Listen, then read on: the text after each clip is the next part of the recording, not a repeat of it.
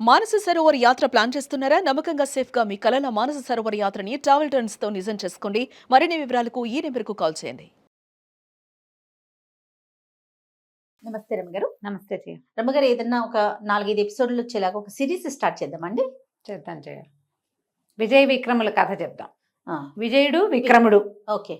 ఇది నాకు పాత పుస్తకాల్లో దొరికింది జయ. చాలా కొంచెం పాతదే బుక్. ఏ సంవత్సరంలో పబ్లిష్ అయిందో కనపడలేదు, కానీ మానెం లింగరాజు గారు మానెం లింగరాజు గారు రాశారు దీన్ని. వారు ఎప్పుడు రాశారో, ఎందుకంటే భాష లేటెస్ట్ భాషగా లేదు, అదేలేండి. 70ల్లో భాష కాదనిపించింది. ఇంకా కొంచెం గ్రాంధికమైన భాషే ఉంది. మరి టఫ్గా ఉందని నేను చెప్పను, కానీ కొంచెం గ్రాంధిక భాషే ఉందన్నమాట. బాగుంది, మంచి కథ. ఓకే. ఒకవేళ లింగరాజు గారి తాలూకు వాళ్ళు ఎవరైనా ఈ కథ వింటే వారికి నా నమస్కారాలు. వారిని అనుమతి తీసుకునే అవకాశాలు అవి ఏమీ లభించలేదు. పుస్తకం పాతది కాబట్టి నేను ఆ కథని యథాతథంగా అక్కడ ఉన్నట్టుగా కాకుండా భాష వేరేగా ఉంది కదా, సులువైన మార్గంలో అందించేస్తాను. తప్పకుండా రమ్మగారు. ఈ విజయ విక్రముల కథ ఏంటంటే, పూర్వమట మణిపురం అనే రాజ్యానికి న్యాయసింహుడు అని ఒక రాజుగారు ఉండేవారు. ఆయన భార్య పేరు ప్రభావతీదేవి. చాలా మంచి రాజు అట ఆయన. న్యాయసింహుడు బాగా పెట్టారు కదా, అదే కదా. ఎంతో అన్యోన్యంగా ఉండేవాళ్ళు. చాలా ధర్మం పట్ల నమ్మకము, న్యాయం పట్ల విధేయత, ఇలాంటి మంచి భావాలతోటి ఉండేవాడు. ఎంత బాగానో రాజ్యం చేసేవారు. రాజుగారు అంటే పంచప్రాణాలుగా ఉండేవాళ్ళట ప్రజలు. ఎప్పటికప్పుడు కాలం తప్పకుండా దేవాలయాల్లో పూజా విధానం నిర్వర్తించేవాళ్ళు.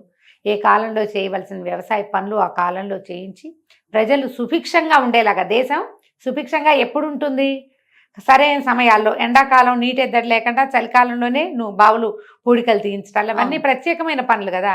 ఈ మొక్కలు నాటించడము, రైతులకు అవసరమైన సహాయం చేయటం, వ్యాపారస్తులకు సపోర్ట్ చేయటం, ఏదైనా ఇబ్బందులు వస్తే పన్నులు తగ్గించుకోవటం, ఇట్లాంటివి చేసి చాలా సుభిక్షంగా ఉంచేవాడు రాజ్యాన్ని. ఎంత బాగానో ఉండేవాళ్ళు. చాలా కాలానికి సంతానం కలిగింది. ముందు ఒక కుమారుడు కలిగాడు. ముందు పుట్టిన కుమారుడి పేరు విజయుడు అని పెట్టారు, విజయసింహుడు. తర్వాత కొంతకాలానికి వెంటనే ఎక్కువ గ్యాప్ లేకుండా ఇంకొక కుమారుడు కలిగాడు. వీడి పేరు విక్రముడు, విక్రమసింహుడు. విజయుడు విక్రముడు పిల్లలు చక్కగా ఉన్నారు. చందమామలల్లే ఉండేవాళ్ళు, చెప్పిన మాట వినేవాళ్ళు, ఎంత సంతోషంగా ఉండేవాళ్ళు. చదువుల్లో ప్రవేశపెట్టబడ్డారు. 5వ ఏడు రంగానే చదువుల్లో పెడతారు. చక్కగా చదువు సంధ్య అన్నీ నేర్చుకుని బుద్ధిగా ఉండేవాళ్ళు. పిల్లల్లో ఆటకాయితనం, అల్లరి చిల్లరితనం, కొంటెతనం అవి లేవు. హుందాయిన ప్రవర్తనతో చాలా బాగుండేవాళ్ళు. ప్రజలు కూడా మంచి రాజకుమారులు, బాగా మంచి వాళ్ళు కలిగారు. పిల్లలకి ధైర్య సాహసాలు అవి కూడా అభివృద్ధి అయ్యి దాంతోపాటు యుద్ధ విద్యలు అన్నీ నేర్చుకుంటే రాజ్యాన్ని రక్షించగలరు. ఇలా సంతోషంగా ఉండేవాళ్ళు. అయితే ఆ కాలంలోనట ఈ రాజభవనంలోనే బోలెడని చెట్లు ఉండేవి. ఆ చెట్లల్లో ఒక పురాతన వృక్షం మీద గౌరపక్షి అని రాస్తారు. గౌరపక్షి అని ఒక పక్షి ఉండేదట, మగపక్షి. అది దానికి జోడు దొరికేది కాదు. అది వెతుకుతూ ఉండేదట.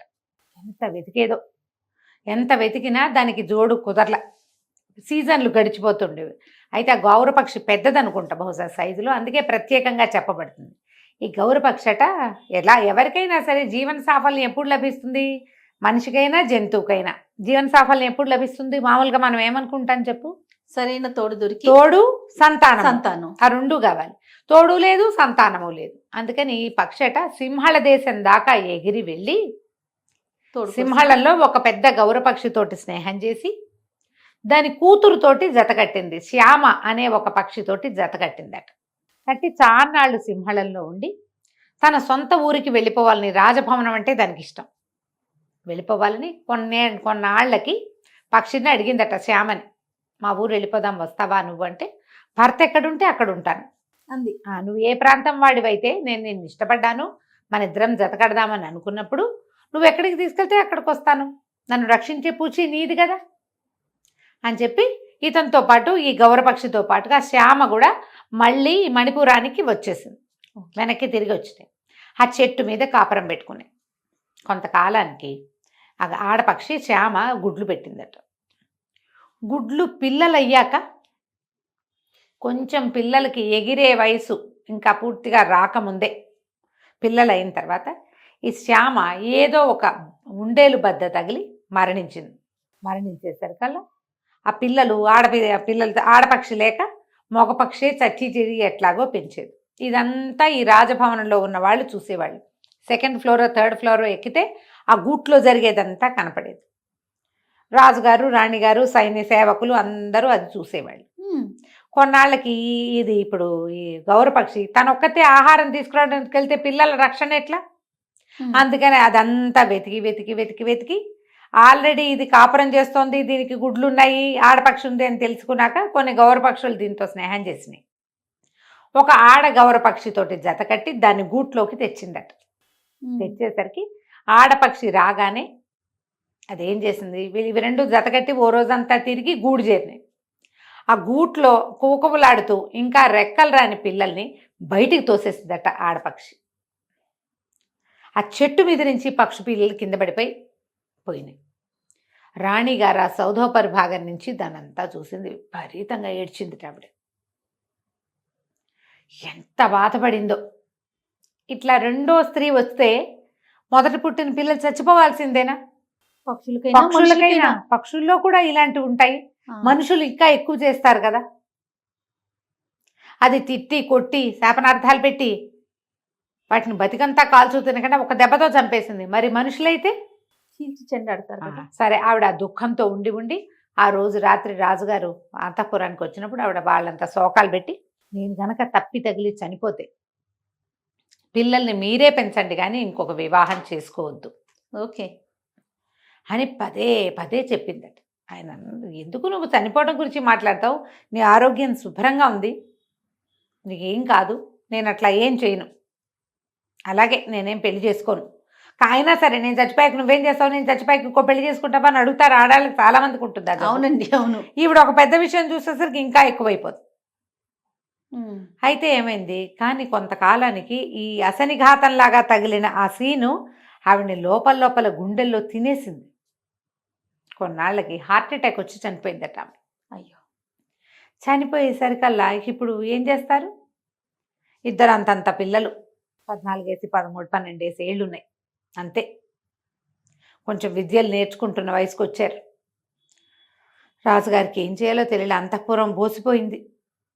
పిల్లల ఆలనా పాలనా సేవకులు చూస్తారు, కానీ తన పక్కన కూర్చొని రోజు అర్చన చేయడానికి దేనికి స్త్రీ లేకపోతే ఎట్లా?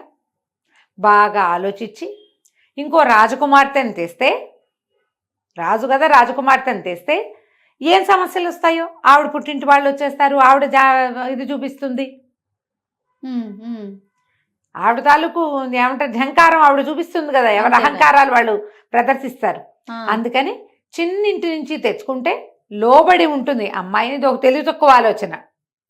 ఆలోచించి పురోహితులకి వాళ్ళకి చెప్పారు, కులానికి వంశానికి తగ్గకుండా, కులం అనకూడదు, వంశానికి తగ్గకుండా మంచి వంశంలో జన్మించిన అమ్మాయిని ఎవరినైనా పేదింటి పిల్లని ఒకదాన్ని పట్టుకునండి పెళ్లి చేసుకోవడానికి.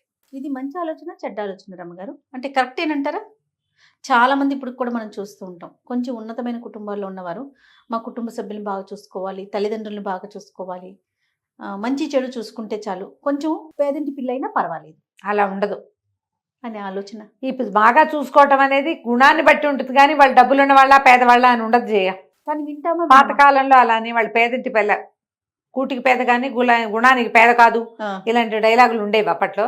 ఇప్పుడైతే అట్లా ఏమీ లేదు. ఇప్పుడు తూచే రైట్ తూచే. ఏ ఇంట్లో వాళ్ళైనా చిన్నింటి వాళ్ళైనా సరే గుణం చూసే గుణం లేకపోతే, మంచిగా ఉండే గుణం లేకపోతే పెద్దవాళ్ళు లేదు చిన్నవాళ్ళు లేదు, ఇలాంటి గుణాలు ఎవరి దగ్గరైనా ఉంటాయి, దుర్గుణాలు.